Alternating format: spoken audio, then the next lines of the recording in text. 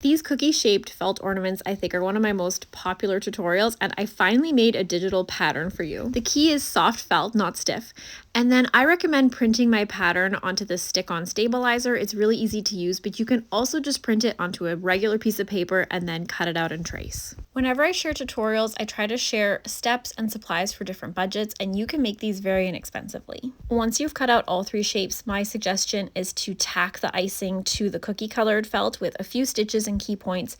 This way it won't slide around and become off-centered while you're stitching. Then continue stitching all the way around the icing colored felt, securing it to the cookie colored felt. I've been thrifting vintage thread for the aesthetic of the wooden spools, but if you're buying thread, I recommend hand quilting thread. It works really well for stitching on beads. It's really versatile. Technically, beading should be done with a nylon beading thread, but I personally don't like to use it. I have a very beginner-friendly guide to stitching on beads and sequins in another video that you can check out. This is what it'll look like when you're done. You can add as many or as few beads as you would like, and now it's time to stitch together the 2 layers of felt. I also have a detailed tutorial on how to do a blanket stitch. The blanket stitch does a really nice job of securing the edges, which is perfect because we're going to be adding some batting. You can even upcycle an old pillow or plush toy. You just want to give it a little bit of shape and then a little bit of weight. At this point, I stuff it maybe 80% of the way, and then I continue sewing, and then I stuff as I sew.